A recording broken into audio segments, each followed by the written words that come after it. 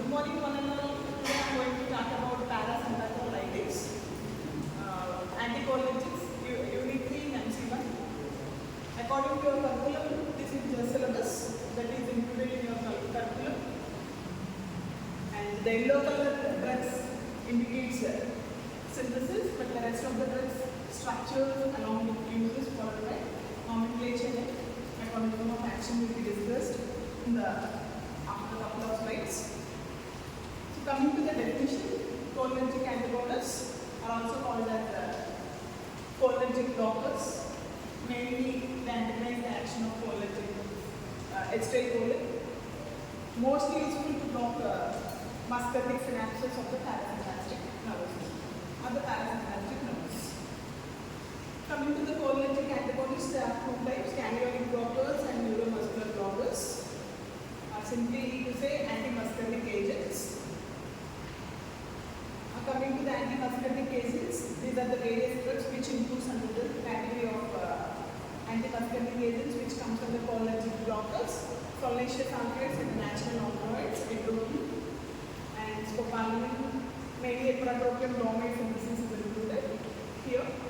These are the synthetic cholinergic blocking agents: dicyclovir and procyclovir hydrochloride, glycopyrrolate, propanolone, and other drugs which comes under this particular category.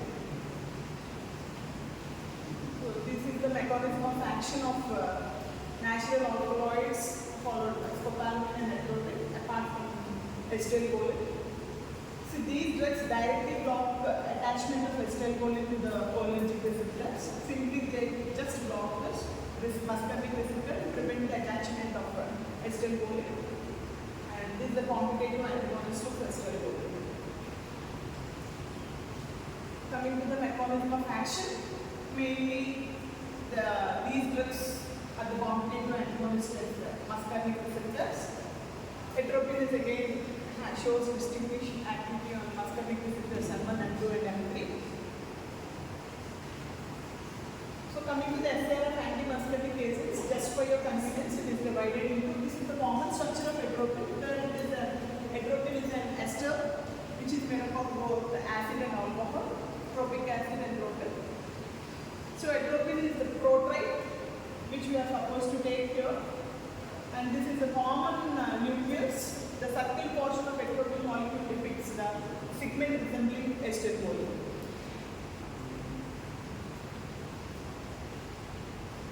So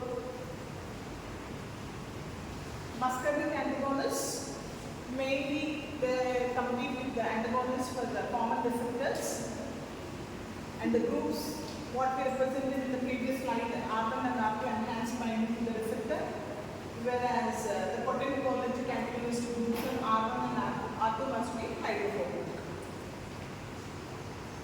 So many amine functional groups are also present. They intervene with the distance is similar to that of acetylcholine. And here the most potent antagonists are those that possess two lipophilic ring substituents. As these drugs are anticholinergics, they are supposed to be a large ring size than the mimetics, so that they can block the receptor completely and prevent the action of acetylcholine directly to the receptor. So this is what the prototype of a drug comes under this category, propanolone. So propanolone is a drug which is an anticholinergic. So here it bears a large structure so that it binds completely to the receptor and blocks the action of this.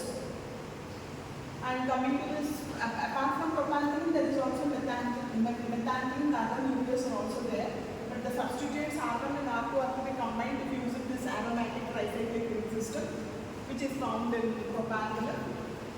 So this is because of this, apparently due to steric hindrance of the binding of these compounds, muscarinic cholinergic receptor activation is blocked. And R3 substitution is maybe any group like hydrogen atom or hydroxyl group or hydroxymethyl group or any carboxamide, where the hydroxy presumably increases the binding strength of participating in the interaction with the receptor. X may be anything in the substituent, but generally it is an ester. Group is not an absolute necessary. Nitrogen is a quaternary nitrogen salt. Based on that, we are supposed to derive the anticholinergics. Mostly we prefer the quaternions. The most potent anticholinergic have the nuclear units in this chain. And these are the various classes of drugs which comes under this category. Atropine, this is the natural alkaloid which is obtained from Atropa belladonna, and scopolamine, homoatropine. So the difference between atropine and homoatropine is the absence of hydroxymethyl group and the presence of only hydroxy group. And here scopolamine, methyl scopolamine, instead of H, if you substitute with methyl group, we used to call it as methyl scopolamine. And this is tropidropine, osmium, ipratropium bromide. The synthesis is also included. Here, isopropyl side chain is present here. And these are the anticholinergic amino alcohol esters which are supposed to be there. And this is anticholinergic amino alcohols, amino ethers, derivatives of acetylcholine, followed by alcohols, procyclidyl, trihexyphenidyl, whatever is the structure you are supposed to see. All the structures are supposed to bear a large size of tricyclic ring systems so that they can block the receptor completely without interference with any other nucleus. And these are the drugs. Propantheline. This is a propantheline where they fuse it to form a tricyclic ring system. And sulfonylurea is also one of the drugs. And coming to the anticholinergics, this is coming to the part of SAR. Whatever the group that are supposed to be attached directly to the carbon and R2 may be cyclopentane or any heterocyclic ring system, and X may be ester or ether, and the nature of the nitrogen is obviously quaternary, so that it mimics the parasympathomimetics. And coming to here, this is the structure of propantheline, and coming to the cholinergic blocking agents, foliaceous alkaloids and the other derivatives. Ipratropium bromide, synthesis of ipratropium bromide, simply atropine is an ester of tropic acid plus tropin. So here coming to the ipratropium bromide, you are supposed to take tropin and then you are supposed to take andropic acid. Finally atropine is there. Simply in order to add this propyl group, propyl bromide is added, and finally you are supposed to get the ipratropium bromide, mainly used to treat acute asthma attacks. And this is dicyclomine. Coming to the dicyclomine, it is a cyanobicyclohexane. Instead of the tricyclic ring system what we discussed the previous with propantheline, here we are supposed to go for the bicyclohexane ring system, where the base, because of this nucleus, it completely binds to the receptor and then it just opposes the action of the cholinergic nervous system. And coming to the cholinergic nervous system, main principal neurotransmitter is acetylcholine, and this is procyclidyl. It's mainly the synthesis takes place by means of Banach reaction, where you are supposed to take a ketone, aldehyde, and then amine. Amine is pyrrolidine, and the aldehyde is formaldehyde, and the ketone is acetophenone. And mainly it is used in the treatment of symptomatic, mainly Parkinson's disease. And amino alcohol esters, atropine sulfate. Atropine is used as a mediatic.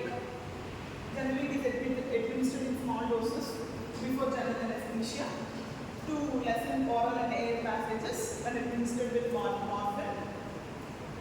And then hyoscyamin. Hyoscyamin, the uses of hyoscyamin is also similar to that of atropine. It's an anticholinergic drug, and hyoscyamin mainly used in the treatment of sickness, that is chronic sickness. This is homoatropine hydrochromide, mainly used in to affect the mid-axis, and it is also in the eye, it acts more rapidly when persistent than atropine. And these are the various drugs which comes under this category: glycopyrrolate, propantheline, and it is used as antispasmodic agent, and methantheline, propantheline, methantheline. A minor difference is there, both are similar. Coming to the side chain, the difference is the presence of the methyl groups and the absence of methyl groups here. Mainly used to treat the intestinal from this benzodiazepine mesylate or phenylene citrate and bipyridine other drugs, which are mostly all these drugs are used in the treatment of Parkinson's disease.